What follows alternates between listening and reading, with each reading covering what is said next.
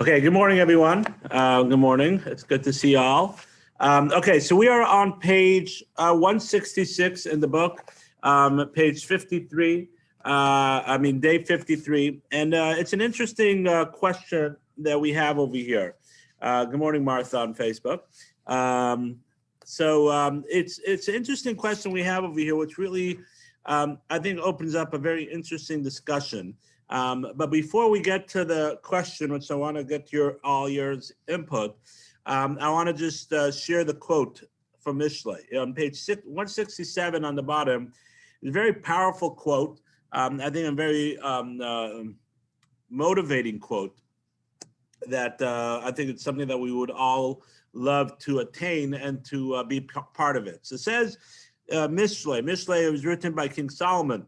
The mouth of the righteous is a foundation of life, right? The mouth of the righteous, right, is the foundation of life. What does that mean? What is the mouth of the righteous, the foundation of life, right? So, I mean, we could spend the whole class on this, but we have other things to do, right? But what I think, and you know what do you guys think? Let's open it up. What do you guys think? I see you're all on mute. Feel free to unmute yourselves. All right, what do you think the meaning or the depth of the mouth of the righteous is a foundation of life? Any thoughts? Yes, Emily. You don't know. Okay. Anybody else? Hi, Avi, this is Jim. Go ahead. What comes out of our mouth is so important for a good life. Fountain, I would say, is symbolic of giving life. So, as long as righteous people speak the truth and follow laws that they're supposed to flourish and exist. Okay, excellent. So the idea is like this: what comes out of our mouth, right? And I think to like what Jim's saying, the fountain of mouth of life. What is a fountain of life? The fountain of life is something that is coming out of ourselves, right? It's what the spring, something that is creating other things, right? So we have to realize that the power, this is in a positive way, right? But our power, right? Our mouth has a power of creation, of creating, right?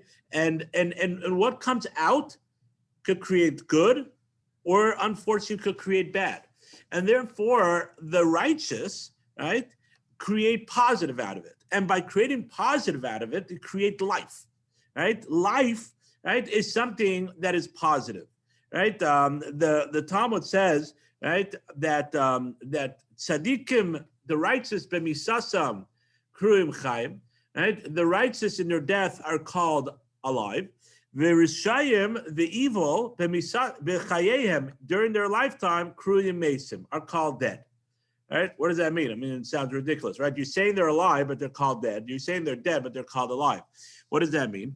Meaning to say that life, what we refer to life, it's not necessarily, right? You know, if it's considered life, like, oh, I have a pulse, right? Oh, he's breathing, I hear a heartbeat, right? That is, yeah, of course, it's a physical life. But we're referring to life over here, we're talking about the essence of our purpose, the life of our neshama, of our soul, right? And therefore, the righteous, through their mouth, they could be that fountain, which then creates a foundation for other people, right? That fountain of life. Right? It just flows, and it helps other people, and it creates positive energy, right? And it creates a vibrant, growing friendship, community, inspiring other people, and therefore, right? That's what it means, right? That's what it means by, right, that it's that's what the idea of life is, right? And King Solomon is telling us something very powerful, and in a positive way, but unfortunately we flip it, right? It can be very scary, that our mouth has the ability to have life, create life, right? Be a spring, a fountain, right? Whatever it is of life, life of meaning, life of purpose, life of growth, life of righteousness, right? Or God forbid, the other way around, right? His name should never be mentioned, right? It should be cursed forever and ever. But we all know that Hitler, right, had a power of his mouth. He got a whole country to flip and to turn and to do, right? Definitely they had things inside of them, and I don't want to get into the philosophy behind it, but he created with his mouth death. He literally created physical death. But before that physical death, he created, right, a spiritual death. He created an emotional death. He created dead people walking that then executed the actual death because he had that power of the mouth. And he was giving forth, and people were drinking from it, and people were getting from it. And it's the same thing on a positive way, right? With the ability to create life and the ability to be that positive energy of life. And therefore, King Solomon in his depth is telling us something so powerful that we all have to reflect on and to realize that our mouth is not something to play with, right? Our mouth has power, right? There's another famous parable that King Solomon says, and then we'll go to our case study, right? Another famous parable that King Solomon says, and it says like this. He says, greater is a wise old man than a strong young man to protect from a siege of a coming army. Why? The young man, the strong man, he could fight it off. He says, but a wise man, right, could come up with an idea. It's not always a physical strength. It's not always a physical external that's the most important, right? It's the cunning. It's the ability to influence. It's the ability to give forth, to think deeper, to realize that there's more than just external physical, and that's the power of our mouth, right? And just to. I know I said we're going to get to the next case study, but just look right above the quote, right? I'm not going to go through the whole paragraph, but it's the idea of think, right? And I think this is very powerful. I was going to get to this, but let's just mix it in with what we're talking about now, right? If you look at the second paragraph, it's really one line, but they have it separated, right? Whatever the second paragraph, what is think? Right? Think, when one thinks, he should say, is this true, helpful, inspiring, necessary, and kind? Right? That's what think represents. We have to realize that our words are as powerful or even more powerful than the actual hands that we have. Right? The actual physical pain that we could create or the damage we could create. The words could build or, God forbid, could destroy. Right, and that's something that we have to reflect on all the time, and therefore the mouth of the righteous, right, the fountain. It's a life force. Okay, any comments or questions on that? Today we're going to be very interactive if you guys want. I'm not going to talk for 5 hours straight. Okay, today of all days, no one has any comments. Okay, we'll move forward. Okay, so let's do our case study. Our case study, back to page 166. So the case study is like this. You have been married for, wrong one. We did that one already, right? Page 168. Sorry, I knew why I was on that page because I wanted to do the quote. 168, we did that one the other day. Your husband's office has hired a new manager, right, whose assignment is to whip the sales force into shape. In the course of his first week on the job, the manager has convinced your husband that he is input lazy and bound to failure, blah, blah, blah. And basically making your husband or wife, whatever way, right, feel like an idiot, feel like a loser, right? All right, and feel like a failure. You comfort your husband, you say, all right? To comfort your husband, you say, your new manager is obsessed with power, is on a power trip, right? You know you're none of these things. He doesn't know what he's talking about. Is this lashon hara?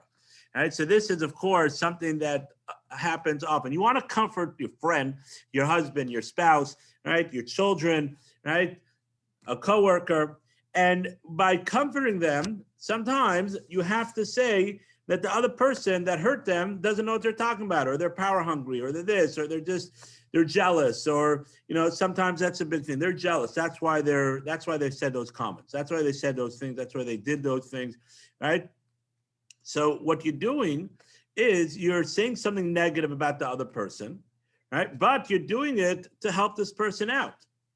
Is that lashon hara, yes or no? And I'm sure you all have either been part of a conversation like this or have experienced something like this. What do you guys think? The floor is. I don't think it is. Okay, why not? You're not talking about someone? Well, yeah, but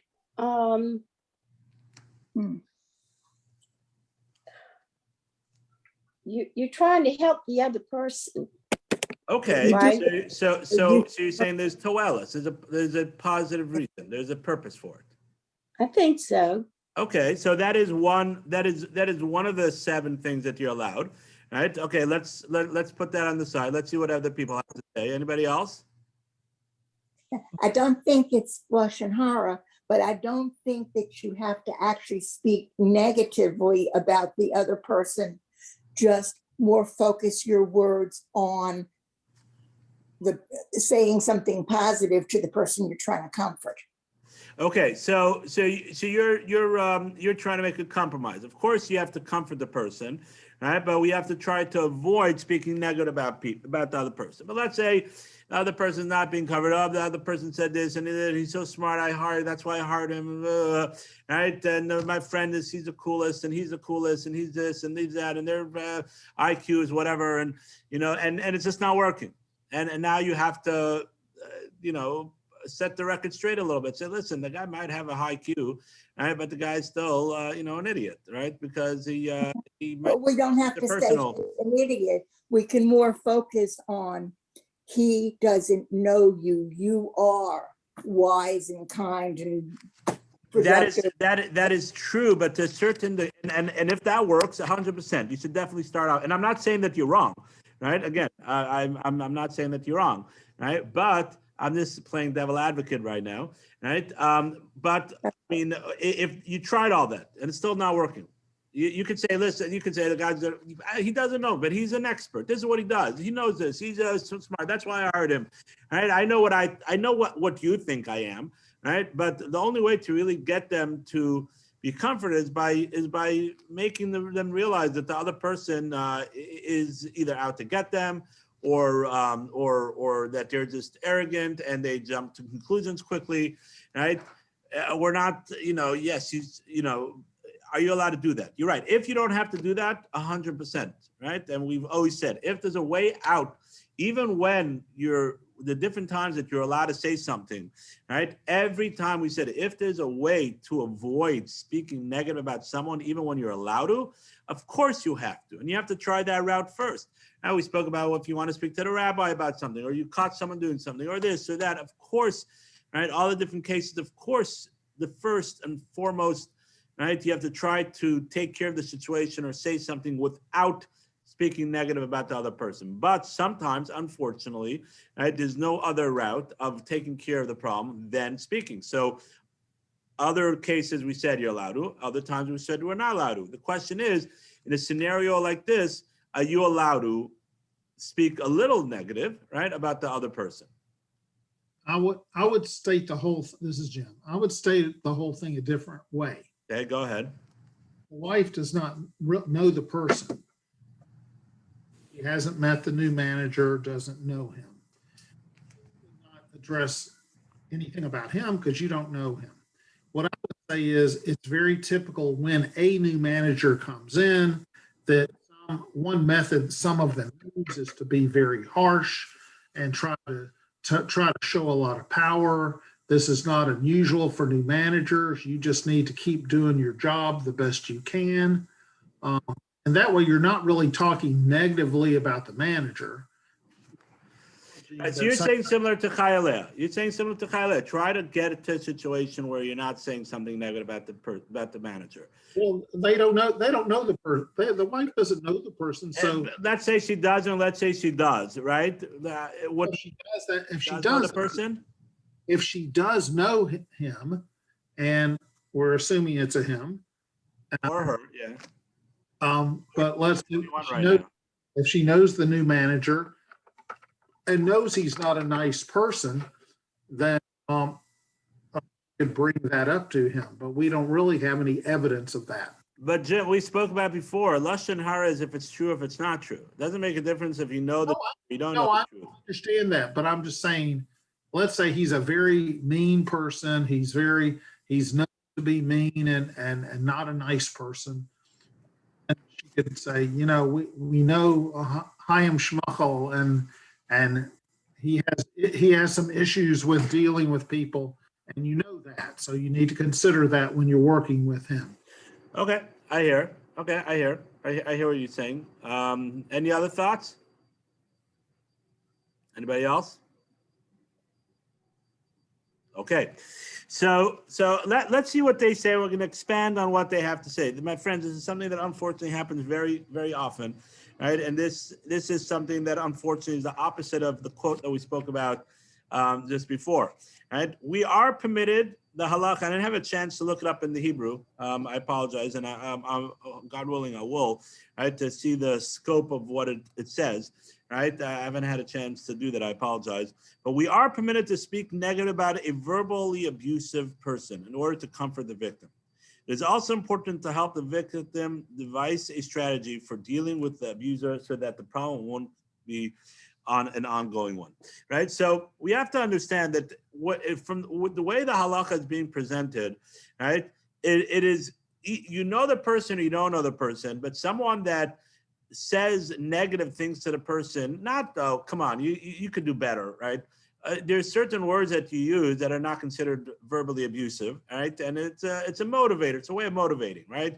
You could do better, right? Hey, if you come on time more often, your production, you'll be more productive, or right? Try to get a little more motivation. There's ways of saying things, right, in a positive manner, right? Even if you're giving criticism, but then, right, there's ways of really putting the person down and in an abusive way. Right, and this is mind-boggling to me. I mean, it's not mind-boggling to me, but it's beautiful to see. Right, this whole idea of verbal abuse, which is a terrible thing and unfortunately very common, right? And it's common in spouses, in parents to children, and very common in workplaces, right? Verbal abuse, right? And we see that the halakha talks about that, right? In the laws of speech, right? The halakha talks about that, right? And it's telling like this, that if someone is verbally abusive, right? And what is the category of verbal abuse? One has to, that's what I said, I didn't see the Hebrew, what exactly the category. But if the person is feeling really negative and the person's talking in a negative way, right? You're lazy and you're a failure and you're impotent and you're this and you're that, and every other word is a negative thing, right? And just knocking him or her down, right? The whole time, right? So then, right, if the only way to get yourself out of that, right, and the person that needs to help, that's helping you out, if it's a spouse or a very good friend, right, yes, sometimes you're allowed to say negative about that individual, right, to be able to help the person out. Now, this is a tricky situation, and this is something that has to be reflected. And of course, as Chayaleh said, and of course, as Jim said, if you have ways of doing this in a positive way, say, hey, listen, don't listen to that person. He doesn't know you, who doesn't this, right? Just ignore him, right? Ignore him or her, right? You're a great person, right? Don't let those people define who you are, right? Of course, you have to take that route first, right? This is not a freebie to then you become a negative person and talking negative about other people, right? But if all that's not helping and the person is feeling really bad about themselves and feeling negative about themselves, right? Then sometimes, right, if this is, and it depends on the situation, you are allowed, if you know the person or you know the situation, you might not know the person, but you are aware of what the person's saying, you know what the person's saying is actually to the person, right? So you know the person, you don't know the person, but these are abusive words and it's said in an abusive tone, right? So then you are allowed to talk a little bit of negative about the person, in the sense of that will help the conversation, not just saying, right, negative things about the person has nothing to do with conversation, right? Let's say you find that they cheat on their taxes, right? You now say, oh, the person cheats on the taxes. What does he know? Right? It doesn't have anything to do with anything, right? But for the help of this individual, right, by saying, listen, the person's probably just, they lash out on other people because they themselves might be lacking self-esteem, right? So he's just trying to cover up build himself up, right? This person, is, he's just trying to show his power, and the way he shows his power is by knocking other people down, whatever it is. Certain things that that will help the person but are related to what's going on over here, right? You're allowed to do that, right? And then in general, right, just on a side note, the halakha tells us that we have to be very concerned about verbal abuse, right? It's not something to be to push away, right? Unfortunately, verbal abuse is a tremendous cause of hardship and anguish and emotional abuse, and it's something that unfortunately is a terrible thing, right? And I just want to take a moment out, now that we're talking about this, and as we're all aware, we're in the 9 days, right? And the 9 days where Tisha B'Av is this Saturday night, this Motzei Shabbat Sunday, saddest day of the year, and we cry over the destruction of the temple, and we talk about the other destructions that happen and destructions of catastrophe that have happened to the Jewish people throughout our history, right? But there's a very famous story in the Talmud, of what was the beginning of the cause of the destruction of the Second Temple. I mean, what brought the Romans into the city? There's a story of Kamsa bar Kamsa, and I'm not going to go through the whole story. Two people, one whose name is Kamsa, another one whose name is Bar Kamsa. Very similar names. And there was a person that made a big party, and he invited everybody to the party. And he told his messenger to go invite. I have to look it up again. It was either he told him to invite Kamsa, he told him to invite Bar Kamsa. I don't remember which one. I'd have to look it up again, right? And the messenger heard wrong, and he went and invited the wrong one. And now these two people were sworn enemies, right? And what happened, right? So the person, let's just say it was Bar Kamsa. Bar Kamsa comes to the party. He says, okay, maybe he's trying to make up, whatever. I'm so excited. He goes to the party. And the owner of the party sees him and says, what are you doing here? I never invited you. Get out of my house, right? He says it's in front of everybody. And everybody was there. He screams and shouts. And he says, listen, I'll pay for my meal. Don't kick me out in front of everybody. It's so embarrassing. Right? He said, I'll pay for half the meal. Right? He said, no, I don't want, get out of here. Get out of here. He goes and he feels terrible of what happened.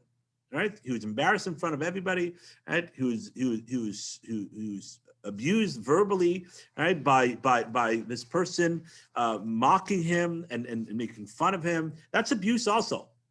All right. Verbal abuse doesn't only mean that you're saying that the person is a terrible person. We have experts that will know more exactly what it is. But by embarrassing someone in front of other people, right, right, and saying things about the person, that's also a form of verbal abuse, right? Because you are abusing the person's pride, right? You're knocking the person down. And to make a long story short, he went to the Romans. He said the Jewish people are rebelling against you, and he did a whole plan.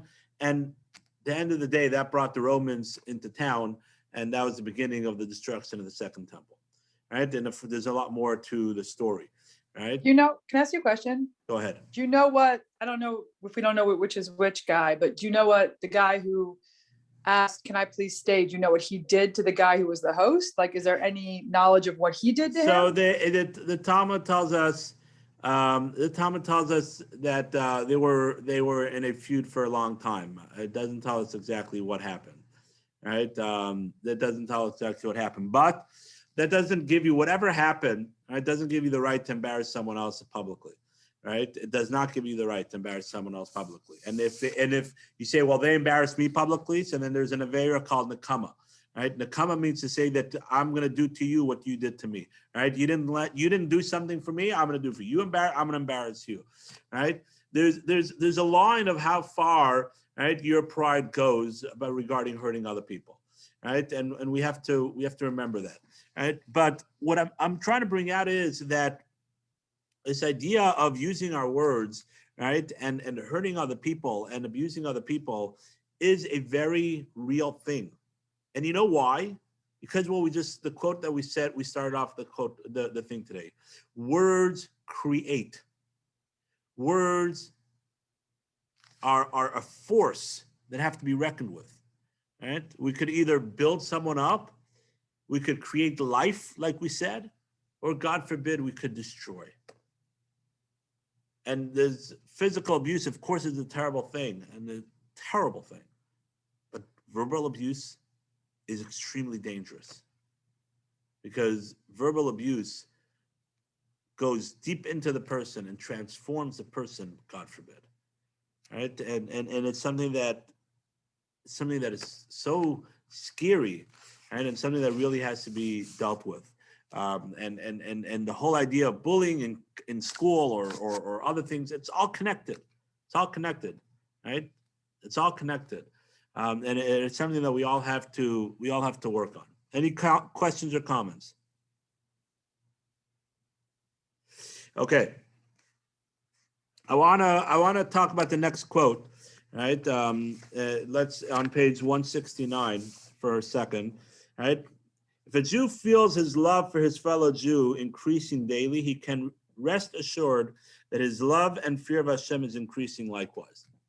And we talked about this many times, right? That the mitzvot have been Adam l'chaver, the mitzvot have been between man and his fellow, right? Loving your fellow Jew, loving your fellow man, right? Doing things that are interpersonal relations are really based on the belief that I believe in God, right? Because if you don't believe in God at all, so then we were just sort of all randomly put into this world, right? There's really no connection between, like, okay, it's a nice thing to be, it's moral. What makes it moral? What makes it nice, right? I should fend for myself. I should just be caring about myself. What connects me really between a society and all that stuff? If you boil it down, really, right? I don't want to sound like, like an evil person over here, but really, if you boil it down, yes, there's a concept of being moral. Where does that come from? Oh, it's just moral. It's friendship. It's community. It's important. Where does it come from? If really all just things that just popped into existence, right? Where we have no connection to any higher calling. We have no connection between other people. We're just plopped in. Let's just fend for ourselves. Make sure that we get the best opportunities that we have in this world, right? Because this world is it. There's nothing else. And the more you believe in Hashem, the more you believe in God, the more you realize that there's a plan, the more you realize that you have to work on yourself, the more you realize that your physical life in this world is just a way to elevate yourself and to build your neshama, because your physical body is not the main purpose. And there's a Father in heaven that created all of us, and the purpose why he put me in my body, he put you in your body. But at the end of the day, we all have to grow. And one of those things of growing is shedding our selfishness, being selfish, right? And that part of realizing that is also realizing that we have a neshama that has a purpose to grow and to do things and to build a relationship with God, because we're just not revolved around ourselves. And when we focus on that, our ben adam l'chaverai, our relationship with our fellow person, is much better. It grows. It's much easier. Right? Because we realize that we're all created in the image of God. We realize that we all have a purpose, right? And my purpose is not any better than your purpose, because the one above gave us all our purposes. He gave us different challenges, different things, put in different positions. I'm not better than you are. It's not because of me. I have to work on becoming the best that I can with what I have. And therefore, right, the more we build on the more we see that we have building our relationship with our fellow in a sincere way, the more our fear, and vice versa, right? Vice versa. The more our relationship with Hashem, the more we increase our ben adam l'chavero, right? And this again, back to Tisha B'Av, right? Commentaries explain that we all know that the second temple was destroyed because of sinat chinam, baseless hatred, right? That's what we all know. We all know that. We grew up knowing that, right? I want to say it's coming out of our ears, right? We don't really talk about the first temple so much. The first temple was destroyed because of the 3 cardinal sins, right? Killing people, right? Idol worshiping and adultery, right? Immorality. Also, it says the first temple was destroyed because they didn't make a blessing on the Torah, right? That's ben adam l'makom, between man and God. All the mitzvot between man and God. So one could say, I understand why the temple was destroyed. The temple is a place of a relationship between man and God. You guys are not building relationship between man and God. God said, I'm going to destroy the temple. That is the focus point between man and God, right? Divine presence is there. That is the place, the epitome of between man and God. You guys are not doing well on that. Let's destroy it. But the second temple, right, was destroyed because of the mitzvah between man and his fellow. On the contrary, it says they were doing well in the mitzvah between man and God. They were learning Torah. There wasn't idol worshiping going on, right? They were doing mitzvot. They were doing the commandment between man and God. So why did God destroy the temple? I mean, isn't the temple the place between the relation between man and God? I don't know, do something else, spread the Jews around, do other things. I don't know, make a disease that separates the Jewish people, or like, unfortunately, we had Corona, right? Separated us, stuck in our homes, right? So why destroy the thing that they were excelling on? They were doing well between man and God. And the answer is because of this. Because the mitzvot, God is reminding us that the mitzvot between man and his fellow is based off the mitzvah between man and God. It means to say that even though they were practically doing the mitzvah between man and God, but there was something lacking there. There was a disconnect, because if they were lacking in the mitzvah between man and his fellow, sinat chinam, based on hatred, that means to say there was a disconnect between the mitzvot that they were doing between man and God also. Because the mitzvot, the commandments between man and his fellow, are interconnected with our relationship with God. It's not a separate thing. It's not, it's a moral thing, it's a good thing, it's something that we have to do. Of course they are. But ultimately we do it because, and we do it much better when we build our relationship between man and God, right? And if someone is lacking in that means to say there's a lack between man and God also. Now, it's not for us to judge people, but we have to reflect internally and say, how am I doing? How am I working on this, right? And it's not all or nothing, and it's not 2 separate scales. The scales are connected, and we have to work on both of them simultaneously to be able to climb up. We're doing better on this, but worse than that. So then this one looks externally better, but it's probably lower down also. And vice versa. We're doing good on this, but not so much on the between man and God, right? So there's a lack between the ben adam l'chaver, between man and his fellow, because really think about it when you're in a situation where this and you have other things, priorities, because your ben adam l'makom between man and God is also lacking. So this one is more external, but internally it's lacking also. And that's the depth of this quote. Right, and that's something that we have to reflect on as we're talking about destruction of the temple and the 9 days, and the Shekhinah, the divine presence, leaving us, right, hiding. God forbid, not leaving us. Right, God is always around, and the realization that we are still around. When we stop to think about that, the Jewish people are still here in 2021, right, 5781, right. We're still around. It in itself should remind us and prove to us, right, and encourage us that God is watching over us behind the curtains, right, making sure that we're still around, because it defies the laws of nature. And if anybody tells you otherwise, is fooling themselves. Right? That we are still around with our religion and our practice and the way we are, right? Defies the laws of nature. There's no other culture, no other people, there's no other race that's the same way. We have the same Torah, the same things, with persecution and exile, right? And as Rafi spoke about in this past Shabbos, right? One of the keynote, one of the things we cry over on Tisha B'Av is the burning of the Talmud in France, the 1200s, before the printing press. Thousands of copies of the Talmud was burnt. Thousands. It took years to accumulate, but we still have the Talmud. Still learning. Jewish people were banned from England, and they were banned from Spain, and they were banned from France. They're banned from so many countries,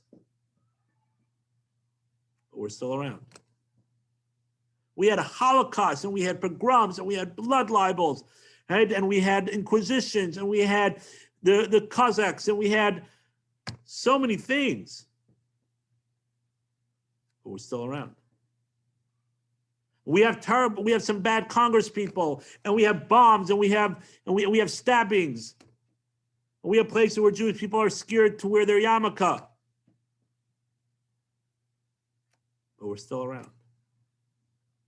And that proves that God is watching over us, but unfortunately behind the curtain, because we do have all those stuff.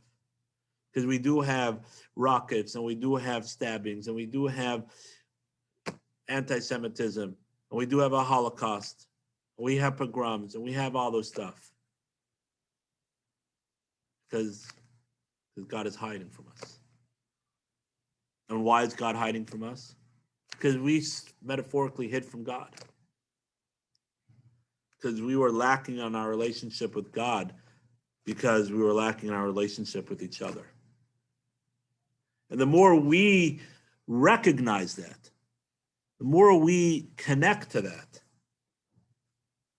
the more quicker, that didn't make any sense, but the quicker God will remove those curtains, because God will embrace us, because we're working on embracing him.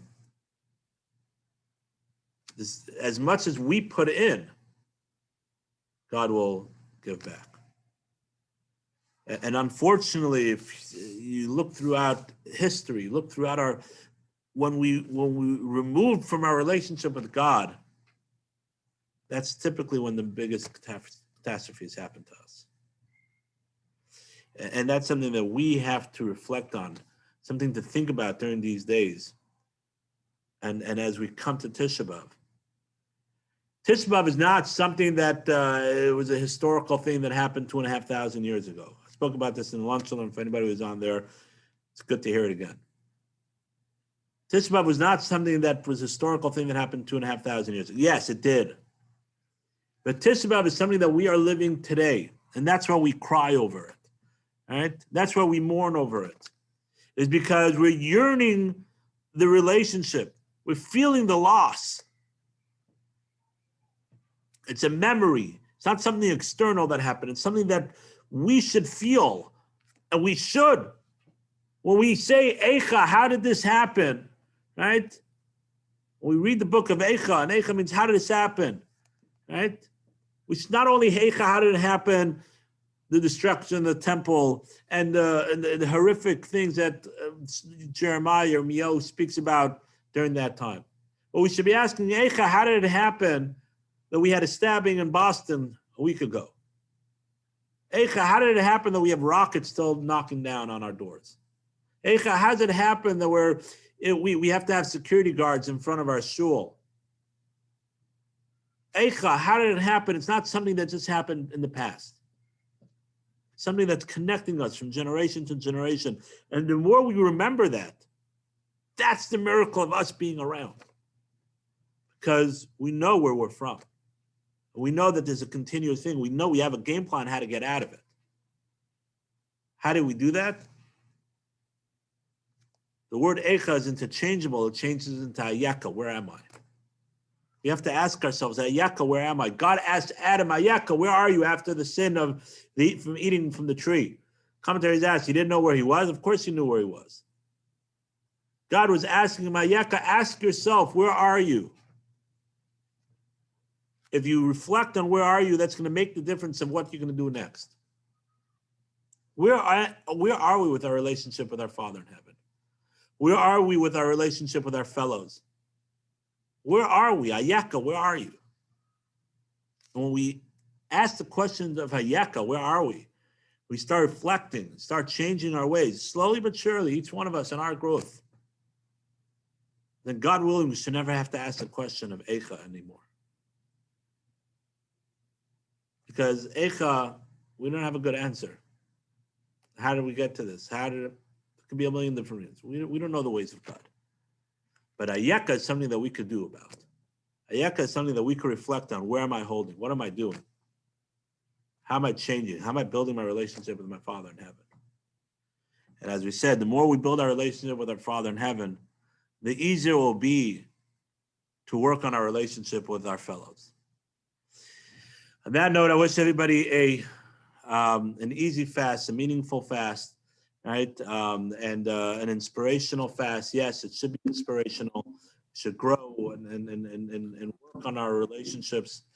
And hopefully this Tisha B'Av will turn into a Yom Tov, as it says in Jeremiah and Yirmiyahu. Right? That will be turned into a Yom Tov. Wishing everybody a beautiful day.